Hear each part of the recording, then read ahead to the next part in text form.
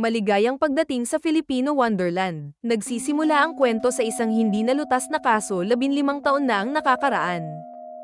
Noong 2008, isang netizen na nagngangalang Peter, nagpost ng video na ganito. Ipinapakita sa screen, 7,800 talampakan sa ilalim ng dagat. Humigit kumulang 2,300 metro ang layo. Lumitaw ang isang pusit na tila alien na nilalang. Kumakaway ang mga palikpik ng pusit. Nakaharap ang katawan sa camera, kung saan dapat naroon ang mga galamay ng pusit.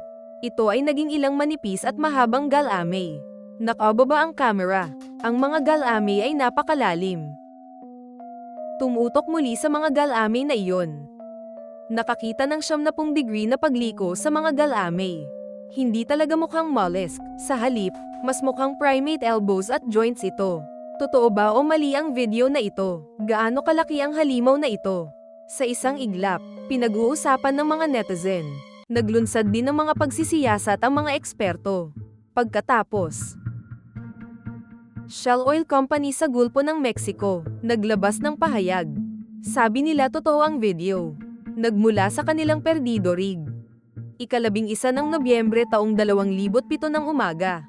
Ang drilling platform ay nasa 2,500 metro.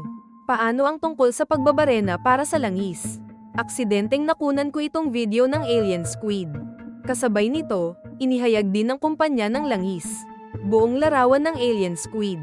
Ang mga galamay ay 20 beses ang haba ng katawan, at ang paghuhusga ay batay sa laki ng pinagmumulan ng liwanag.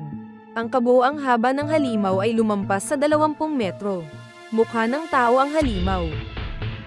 Ito ay tulad ng especially iya sa mga tao. Ano itong pusit na nasa harapan ko? Nagpapasya ang mga eksperto. Simula sa isa pang hindi nalutas na kaso 22 taon na ang nakakaraan. Bumalik sa panahon 2,000 taon. Mayroong isang pangkat ng siyentipikong ekspedisyon ng Hapon. Magsaliksik malapit sa Mariana Trench. Ang deep sea fish box ay ibinagsak sa layong 1,600 metro sa dagat. Noong una ay may ilang peteng na halos 2 metro ang haba. Nanguhuli ng pagkain sa ibabaw ng kahon ng isda. Ngunit biglang lumangoy ang mga peteng na ito. Pagkatapos ay lumapit ang isang malaking figura. Hinalo ang banlik, tinakpan ang camera, at kapag ang buhangin. Paano naman pagkatapos ng kalmado? Sa wakas ay nakita ng mga biologist ang kanyang mukha ng malinaw. Peteng pala. Ang haba ng gilid ng deep sea fish fragrance ay mga 3 metro. Suriin mula sa larawang ito. Ang peteng na ito ay hindi bababa sa 18 metro ang haba. Pacific shark ba ito? Ngunit ang pinakamalaking kilalang Pacific crush shark, mga 7 meters lang, maging ang kanilang mga kamag-anak sa Arctic na Greenland shark, nabuhay ng 4 o 500 taong gulang. Bahagya itong lumaki hanggang 8 metro. Kaya bakit may napakalaking buhangin sa malalim na dagat?